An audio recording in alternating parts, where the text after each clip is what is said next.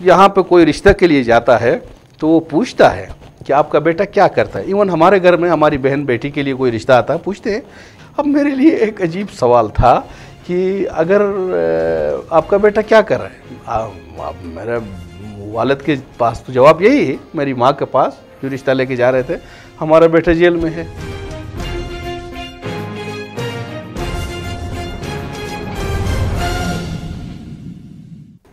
बिस्मिल्लाहिर्रहमानिर्रहीम। अस्सलाम वालेकुम नाज़रीन, आप देख रहे हैं प्रोग्राम अवाम से ऐवाम तक। गिलगित बल्तिस्तान में अवाम के सफ़ में अगर हम देखते हैं मुख्तलिफ सियासी शख्सियात अपना किरदार अदा कर लेती हैं। कुछ जो बहुत सारी सियासी शख्सियात जो हैं वो वफाक परस्त जमातों की यहाँ पर नुमाइंदगी करती हैं। बाज़ ऐसी सियासी शख्सियात भी होती हैं जो अवाम के इशूज़ पे बात करते करते वो फिर लीडरशिप के उस मनसब पे पहुँच जाती हैं। जब अवाम के लिए वो आवाज़ बुलंद करते हैं फिर वो ऐवानों में बैठे हुए उनको तो बुरा लगता ही है, फिर उनको तरह तरह से तंग करने की कोशिश करते हैं। आज मेरे प्रोग्राम में एक ऐसी शख्सियत है जिनका ताल्लुक़ हुंजा शिनाकी एरिया से है, बाबा जान साहब, जिन्होंने गालिबन अताबाद सानहे के बाद वहाँ पे जो मुतासरीन थे उनके लिए आवाज़ बुलंद की। फिर जाके फायरिंग का तबादला, फिर जो है ना कीमती इंसानी जानों का ज़िया हुआ। उसके बाद इन पे एंटी टेररिस्ट कोड ने ATA इन पे लगाया, फिर इनको जाके जेल की सज़ा खानी पड़ी, उम्र कैद की उनको सज़ा सुनाई गई। एक वक्त ऐसा आया इस शख्सियत के लिए पूरे गिलगित बल्तिस्तान में, पूरे पाकिस्तान में, इवन पूरी वर्ल्ड में इसके लिए आवाज़ बुलंद की गई और बाबा जान के लिए रोल में अमेंड करके उसको बाहर छोड़ा गया। उसी असना में बड़े धूमधाम से जेल से ये अपने गाँव पहुँचे। उसी असना में इसकी शादी भी हो गई और कहा जाता है, बल्कि है ये हकीकत है, गिलगित बल्तिस्तान में इसकी जो शादी हुई ये सबसे बड़ी धूमधाम वाली शादी थी। ज़्यादा अय्याम जो है ना इसकी शादी रही और इसकी शादी में मुल्क की बड़ी अहम शख्सियात ने शिरकत की। और सबसे अहम शख्सियत जो हमारे दरमियान थी उस दौरान वो मोहसिन दावड़ साहब की थी। आज मेरे प्रोग्राम में हैं बाबा जान साहब। सबसे पहले आपको शादी की मुबारक। बहुत मेहरबानी। आपने आवाज़ अवाम के लिए बुलंद की, लेकिन आपको इतने जो है ना दफात लगे, जेल जाना पड़ा, लेकिन जो है ना कानून ने आपको नहीं छोड़ा बल्कि फिर अवाम ने ही आपको छुड़वाया। कैसा रहा ये सफ़र आपका? शाह साहब, सबसे पहले आपका और आपके चैनल का मैं शुक्रिया अदा करूँगा, आपने हमें याद किया और साथ साथ ये पहले ही आपको आपके जो बात के दौरान एक बात रखी, फायरिंग का तबादला हुआ, इसका मैं इस्लाह करूँगा। वहाँ पे फायरिंग का कोई तबादला नहीं हुआ। वहाँ पे जो अताबाद के मुतासरीन के लिए हम बहुत अरसे से एहतजाज कर रहे थे, तकरीबन 1.5 साल के अरसे से, उनमें से बहुत तवील एहतजाज के नतीजे में जो हमने तहरीक चलाई पूरे मुल्क भर में जाके, ह्यूमन राइट्स के अदारों के, तुलबा तंजीमों के साथ मिलकर, मुल्क के मेहनत कश अवाम के हकीकी नुमाइंदों के साथ मिलकर, मुल्क के असातिज़ा के साथ मिलकर हमने तहरीक चलाई। उसमें आसिमा जहांगीर से लेके फानूस गुजर तक इस दुनिया में नहीं है, हसन अस्करी से लेके कई एक और अशख़ास है जो आज इस दुनिया में नहीं है, वो गिलगित बल्तिस्तान के लिए खड़े रहे। उस दबाव के नतीजे में वहाँ जो तहरीक चलाई, पूरा मुल्की कौमी मीडिया, ऐसे मीडिया आपके जो हाउसेस हैं आजकल आप चला रहे आवाम को सच दिखाने की कोशिश कर रहे हैं, ऐसा कोई अमल यहाँ पे नहीं था। मुल्क का पूरा मीडिया हमारी तहरीक की वजह से यहाँ आया और पल पल की ख़बर देने लगा। तो मुल्क के वज़ीर-ए-आज़म उस वक्त के गिलानी साहब वहाँ आए हुंज़ा में और उसने वहाँ पे रेड क्रिसेंट और आगा खान फाउंडेशन के राशन से एक देगचे में दाल पकवा के वहाँ पे उसने तकसीम की अपने पार्टी के नाम दे के, मतलब बेनज़ीर लंगर का नाम दिया, मरहुमा। तो उस पर वहाँ के लोगों ने एहतजाज किया, फिर वो चले गए और हमने धरना लगाया, लोगों ने हमें बुलाया। तो धरना तूल पकड़ रहा था और कौमी मीडिया उस धरने को पूरा का पूरा दिखा रही थी लाइव। उस दबाव में आके इस्लामाबाद में उसने 6 लाख रुपए ऐलान किए पर घर को। उससे पहले कायरा साहब ने ऐलान किया था, गवर्नर गिलगित बल्तिस्तान, उसने कहा था कि हम उसका पाई का आपको इंच ज़मीन का जो आपका नुकसान हुआ है, आपके दरख्त नुकसान हुए, घर नुकसान हुए हैं अताबाद झील में, हम आपको कंपनसेट करेंगे। उन्होंने कोई कंपनसेट नहीं किया बल्कि 6 लाख रुपए का एड अवाम के शदीद दबाव के नतीजे में ऐलान किया। उसी दौरान 35 लोगों को 1 रुपये भी नहीं दिया गया था। उन 35 लोगों ने 11 अगस्त 2011 को वज़ीर आला और दीगर अफराद, स्पीकर, असम्बली, ये और अशख़ास थे, बहुत सारे IGP था, चीफ सेक्रेटरी था। ये हुंज़ा नगर में कोई डिस्ट्रिक्ट हेडक्वार्टर का तयन करने के लिए दौरे पे हुंज़ा जा रहे थे। उसी दौरान अपना एहतजाज रिकॉर्ड कराने के लिए मुतासरीन अताबाद के 35 अफराद ने उनको जो चेक दिए गए थे सरकार की तरफ से, वो चेक जाली निकले थे, बैंक से कैश नहीं हो रहे थे, वो डिसऑन हो गए थे, वो लेके सड़क पे थे। हम गुलमत नगर में शिनाकी अवाम और हुंज़ा अवाम के हुंज़ा शिनाकी नगर शिनाकी का एक इज्तिमा था जिसमें 1000 से ज़ायद लोग थे, उसमें मैं स्टेज पे बैठा हुआ था। उस दिन में अलियाबाद में मौजूद भी नहीं था। तो उस धरने के ऊपर पहले जाके पुलिस ने उनको थ्रेट किया, आप हट जाएं। उनके मुतालिबात मान के वज़ीर आला से मुलाकात करने के बजाय पुलिस ने उन पर लाठीचार्ज की एक तरफा। वो पुरअमन निहत्ते मुतासरीन थे, कोई फायरिंग का तबादला नहीं था। उसके बाद उन लोगों ने लाठीचार्ज की, आंसू गैस के शेल फायर किए। जब उस पर भी लोगों ने एहतजाज सड़क से नहीं हटाया, जबकि मुतबादिल रास्ता भी था वज़ीर आला को क्रॉस कराने का, फिर पुलिस ने, मुकामी पुलिस ने वहाँ पे फायरिंग की। उसके नतीजे में एक बाप बेटा शहीद हो गए और 5 अफराद ज़ख्म हो गए। उसके नतीजे में वहाँ पे अवाम ने एक पुरतशद्दुद एहतजाज किया, मतलब कोई जलाओ गिराव हो गए, थोड़े मकानात जल गए सरकारी, कोई बड़ा नुकसान नहीं था। अब उसमें हम वहाँ पे मौजूद नहीं थे। उस गुलमत नगर में 2 डिस्ट्रिक्ट के पूरे अमायदीन, नौजवान, तुलबा वहाँ मौजूद थे, वहाँ थे।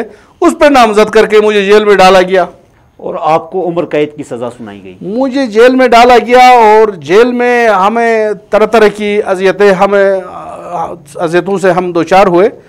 एक छोटा सा वाक़या सुनाऊंगा मैं। 28 अप्रैल और 27 अप्रैल 28 अप्रैल 2012 के दरमियानी शब वहाँ पे जेल के कैदी कोई ट्रांसफ़र कर रहे थे और पोर्शनों में। वो 2 पोर्शन के कैदियों को इन लोगों ने लड़ाने के लिए छोड़ दिया और लड़े। 2 मसले की बुनियाद पर 2 मसालिक के कैदी थोड़े लड़े और दोनों ने एक दूसरों को कुफर के फतवा लगाए। उनको बाइज़्ज़त तरीके से मुतल्लिका किसी को दियामर जेल, किसी को सिकरदो जेल भेज दिया गया। और अल सुबह अज़ान से थोड़ा पहले आके मुझे मेरे सिल से मेरे साथियों समेत निकाल के तशद्दुद किया गया। और इतना तशद्दुद किया गया, मौत को हमने करीब से देखा। फिर मेरे ये हाथ ऊपर नहीं उठ रहे थे, ये अंगुली मेरी क्रैक हो गई थी। ये इतने सोच के मेरे जिस्म के ऊपर तरह तरह के कहीं से खून रस रहा था। फिर एक टाइम पे आके उन लोगों ने तैयारी करके आए थे। फिर मेरे लंबे लंबे बाल थे, इन लोगों ने मेरे बाल काटे। तो इस तरह की अजियतें हमने देख ली। फिर भी हमें कोई, उस वक़्त भी हमें दुख नहीं था, क्योंकि हमने कोई गलत काम नहीं किया था। हम किसी का अलैकार नहीं थे। हम अवाम के लिए काम कर रहे थे, अवाम के लिए लड़ रहे थे, मजलूम के लिए लड़ रहे थे, जीबी के लिए लड़ रहे थे। यहाँ जीबी के अंदर जो माहौलियाती तबाही आ रही है, अभी आलूदगी, हमारे लोग गरीब लोग हैं। यहाँ मुतबादिल सरकार ने इनके लिए कोई हीटिंग का बंदोबस्त नहीं किया, कुकिंग के लिए, लाइटिंग के लिए वगैरह वगैरह। तो लोगों ने छोटे जंगल थे, काट के ख़त्म किया। जुनिपर के, हम जिसे चिली कहते हैं शिना में, ऐसे दरख्त थे, सारे ख़त्म किए। अब इनको मुतबादिल सरकार को हमने कहा कि यार मुतबादिल आप लोग जनाब वाला ऐसे दरख्त लगाएं जो साल भर हरे भरे रहें, यहाँ माहौलियाती आलूदगी कम हो। तो इन सारे मुतालिबात पे जीबी के बुनियादी हुकूक़ की बात कर रहे थे हम। यहाँ अवाम की तालीम सेहत की बात कर रहे थे। यहाँ अवाम के लिए जनाब वाला उसमें हम मेडिकल यूनिवर्सिटी की बात कर रहे थे, इंजीनियरिंग यूनिवर्सिटी की बात कर रहे थे। और छोटे पैमाने पे नौजवानों के लिए, कारोबार के लिए, तिजारत के गरज से इनके कर्ज़ों की बात कर रहे थे आसान शराइत पे। ये इनको खटक रहे थे। और उससे भी अहम बात ये थी कि उसमें जो काबिज़ वहाँ पे वारी वारी पे नुमाइंदे थे, उनका भी बहुत बड़ा रोल था। वो भी नहीं चाहते थे गरीब की बात करने वाला एक किसान का, छोटे किसान का बेटा आके यहाँ पे हमसे कहीं इख्तिदार न छीने। ये सारी ताकतें मिलकर इन लोगों ने हमें उम्र कैद की सज़ा सुनाई। और उम्र कैद की सज़ा के बाद हमारी फिर ज़मानत पे रहाई हो गई कुछ टाइम के बाद, 1.5 साल के बाद। फिर थोड़े अरसे हम बाहर रहे। अवामी एक्शन कमेटी के मरकज़ी रुकन था मैं। ये तहरीकें चलाई सब्सिडीज़ के हवाले से अस्पतालों में। फिर उसके बाद हमारे सज़ाएँ हो गई। मैं यहाँ मौजूद भी नहीं था, इस्लामाबाद में था हॉस्पिटल में किसी कज़न के साथ। फिर मैं इस्लामाबाद से आके यहाँ मैंने खुद गिरफ्तारी पेश की। लोगों का मशवरा था आप यूरोप जाएँ, अमेरिका जाएँ, आपको वहाँ पे असाइलम मिलेगा। आप, मैंने कहा यार मैं यूरोप की रंगीनियों में नहीं बैठूंगा, इसी धरती में बैठ के कानून को आपने फेस बिल्कुल करना। बिल्कुल। अच्छा बाबा जान साहब, हमें ब्रेक के लिए कहा जा रहा है, ब्रेक के बाद हम अपनी गपशप, ये आपने खुद गिरफ्तारी दी, उसके ऑनवर्ड हम जारी रखेंगे। जी नाज़रीन, एक छोटे से वक्फे के बाद प्रोग्राम में फिर हाजिर होते हैं, हमारे साथ रहिए।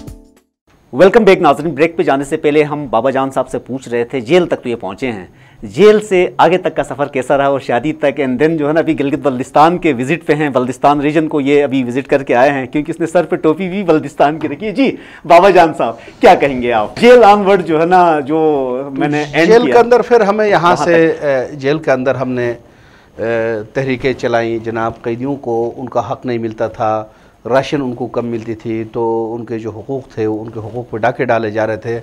उस पर हमने हंगर स्ट्राइक किया और हमने देखा कैदी भूखे सो रहे हैं, भूखे बैठ रहे हैं, बहुत कम खुराक उनको मिलता है। फिर हमने तहरीक चलाई और जेल का जो मैनुअल है वो अपने हाथ किया। हाथ करने के बाद उस पर तहरीक चलाई और सारे कैदियों ने हमारे साथ दिया, माह सिवाय चंद एक ने। तो फिर उस तरह से वो कैदियों को उनका पूरा का पूरा हक़ मिलने लगा, पूरा का पूरा हक़ मिलने लगा। और कैदियों आराम से अपने लिए जनाब वाला वो जो फुल उनका हिस्सा है वो मिला, उस पर महसूस हुए कैदी। फिर इस दौरान हमने यहाँ जेल के अंदर गिलगित जेल में कई एक ऐसे कैदी जो मज़लूम कैदी होते थे, जिनका कोई मुलाकाती वाली वारिस नहीं होता था, जिनका कोई पूछने वाला नहीं होता था, उनके पास फ़ीस की कमी होती थी। फिर हम कैदी सारे मिलकर 20-50-100 रुपये जमा करके या मुफ्त में किसी वकील को, ह्यूमन राइट्स के वकला हैं, या हमारे इशफाक साहब हैं, वज़ीर शफी हैं, एहसान अली एडवोकेट हैं, हमारे अमजद हुसैन एडवोकेट हैं, इस तरह कई एक वकला हैं, तो इनको हम रिक्वेस्ट भेजते, कोई ख़त भेजते, इस्लामुद्दीन एडवोकेट है, इनको कोई पैगाम भेजते, यार हमारे पास बंदा इस तरह फंसा हुआ है, गरीब है, कुछ नहीं दे सकता है, वो चाहे KPK का हो, पंजाब का हो, गिलगित बल्तिस्तान के किसी भी हिस्से का हो। फिर वो वकला हमारी बात को रद्द नहीं करते, हमारी अर्ज़ को सुनते, फिर इस तरह उनकी जो है ज़मानतें कराते हम। इसी दौरान फिर हमारी उसके बाद जब हमारी ट्रांसफ़री हो गई गाकूच जेल में, फिर गाकूच जेल के अंदर हमने इस तरह से ये एक तहरीक चलाई जो कैदी थे उनके हक़ूक़ के लिए। फिर हमने मिल बैठ के वहाँ जेल के स्टाफ के साथ मिल बैठ के हमने मुख्तलिफ़ NGOs को ख़ुतूत लिखे और जेल के अंदर, गाकूच जेल के अंदर एक कंप्यूटर स्कूल खुलवाया। वो कंप्यूटर स्कूल पहले मेरे एक दोस्त आया, उसने कहा मैं आपको क्या दूं, कोई पैसे देना चाहता था, मुलाकात के लिए आया था हुंजा से, हमारा पार्टी का नहीं था, वो मेरा हमदर्द था ज़ाती तौर पे। तो मैं उसका नाम भी लूँ यहाँ, उसका राजा शहबाज साहब थे जो गुलमित के राजा बहादुर ख़ान के साहिबजादे थे। तो फिर मैंने कहा मेरे पास, मैं तो पानी में उबाल के सब्ज़ी खाता हूँ, अच्छा गर्म पानी पीता हूँ, कपड़े मेरे पास हैं, आप ऐसा करें एक कंप्यूटर लाएं। उसने एक कंप्यूटर लाया, उस एक कंप्यूटर से हमने स्कूल का सिस्टम शुरू किया जेल के अंदर। फिर NGOs को ख़ुतूत लिखे, तो NGOs ने काडो और ये हाशू डेवलपमेंट फाउंडेशन ने मिल के एक गाकूच जेल के अंदर लाइब्रेरी उन लोगों ने कंप्यूटर स्कूल खोला। इस तरह फिर हम और कैदी जो इम्तिहानात दे रहे थे, उनके पास पैसे नहीं होते फ़ीस जमा करने के लिए, जबकि कई कैदी बेगुनाह भी आते हैं, बिल्कुल कम उम्र आते हैं, स्कूल से आते हैं, कोई जुर्म सरजद होता है, तो उनके लिए ये जेल जो है करेक्शन सेंटर होने चाहिए। हमने कई IGs को ये कहा, कई होम सेक्रेटरीज़ को, DCs को, जो भी हुक्काम जेल में आते हैं उन सब से हमने ये बात उन सबके सामने रखी, इसको करेक्शन सेंटर बनाएं, बजाय इसको आप जनाब वाला ये एक मुजरिमों को पैदा करने का सेंटर बना रहे हैं। तो इस पे हम अपने तहत तो कई एक नौजवान जो लड़के हैं उनके इम्तिहान के लिए हम चंदा करते, मिडिल की इम्तिहान, मैट्रिक के इम्तिहान, इंटर के इम्तिहान, ग्रेजुएशन के इम्तिहान, इनके लिए हम चंदे करते, उनके लिए चंदे करके मैं जाके ख़ुद कैदियों को सामने फरियाद करता, बार किसी को ख़त लिखता कि इस तरह से कोई 1000, 2000, 5000 भेज दे, तो इस तरह हम उन कैदियों के इम्तिहान और उनके किताबों के लिए बंदोबस्त करते। जो गरीब कैदी हैं, जिनका बार कोई नहीं है, यतीम हैं, उनके घर में कोई मुलाकात ही नहीं आता है, इस तरह कई कैदियों का हमने वहाँ इम्तिहान पास करवाए उनके लिए किताबों का बंदोबस्त करके। तो इस तरह जेल के अंदर भी हम खामोश नहीं रहे, इस तरह मुख्तलिफ तहरीकें चलाते रहे। ये हमें मौका दिया परवरदिगार ने कि आप इधर कैदियों की खिदमत करें, कैदियों के लिए लड़ें और कैदियों के साथ हम खड़े रहे। अच्छा, अगला सवाल दरमियान में जो है ना, चलते चलते क्वेश्चन या जहन में आ गया। आपको उम्र कैद की सज़ा सुनाई थी, लेकिन कानून ने आपको छोड़ा नहीं, अवाम ने आपको छुड़वाया। जिस तरह मैं कह रहा था कि गिलगित बल्तिस्तान में आपके लिए आवाज़ बुलंद हुई, पाकिस्तान में हुई, बल्कि सारे कॉन्टिनेंट में, पूरे मतलब पूरी दुनिया में आपके लिए आवाज़ बुलंद हुई। अभी आप फिर से अवाम में आए हैं। इसलिए मैं मीडिया का, अवाम का, वकला का, सिविल सोसाइटी का शुक्रिया अदा करूँगा जिन लोगों ने मुझे इतने तवील धरने दिए। उन माऊ बहनों का, उन तालिबात का, उन मासूम बच्चों का जो अपने प्राइमरी के बच्चे, कायदा पहली दूसरी जमात के बच्चे अपना कलम किताब कापी लेके धरने में बैठे हुए थे, मैं उन सबको सलाम पेश करूंगा, उन सब का शुक्रिया अदा करूंगा। फिर उनके साथ आज़ाद कश्मीर के अंदर जो प्रोग्रेसिव और तरक्की पसंद जमातों ने हमारे लिए पूरे अरसे में खड़े रहे, पूरे पाकिस्तान के अंदर हमारे लिए पूरा का पूरा लेफ़्ट और इंसानी हकूक़ की तंजीमें, यहाँ फानूस गुजर साहब थे, फ़ारूक तारिक, आबिद हसन मंटू, तो हम मज़लूमों की माँ आसिमा जहांगीर, वो हमारे लिए लड़ती रही, हमारे मुकदमात में पेश होने के लिए इधर तक आती रही, वहाँ उसने हर फोरम पे हमारे लिए बात की। और इन सब का मैं शुक्रिया अदा करूँगा।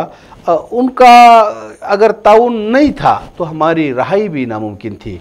मुझे एक बेगुनाह जुल्म के तौर पे, मुझे अगर दिन रात आप हिसाब करो तो 9 दूना 18 साल बनते हैं, 24 घंटे हिसाब करो तो आपका जनाब वाला 9 साल बनता है, उसका दिन रात हिसाब करो जो बैनुल अक़वामी मुख्तलिफ जेलों में 8 घंटे हिसाब होते हैं, यहाँ 12 घंटे हिसाब करो एक दिन का, तो 18 साल मेरे क़ैद में गए। और मैं कोई परेशान नहीं था उसमें, क्योंकि मैंने कुछ गलत किया ही नहीं था। आपको अब जेल से छूटे, अवाम ने आवाज़ बुलंद की, जिस तरह आपने शुक्रिया अदा किया, आप पहुँचे गाँव, धूमधाम से आपकी गिलगित बल्तिस्तान से सबसे बड़ी शादी हुई है।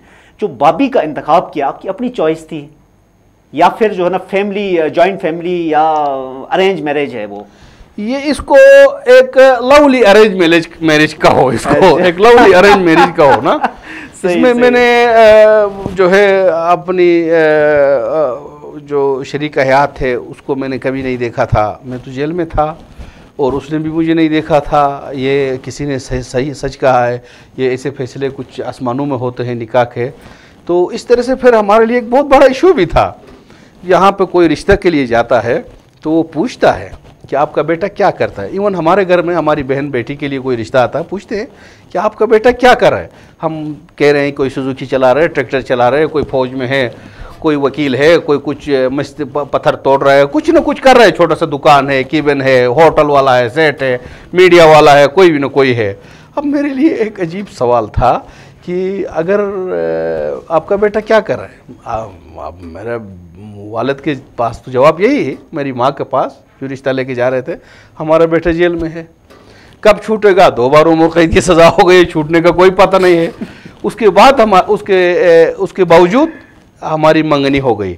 और ये जुरत करने पे, मंगनी के लिए, ये हमारा रिश्ते की जुरत करने के लिए मैं अपने ससुराल का भी शुक्रिया अदा करूँगा।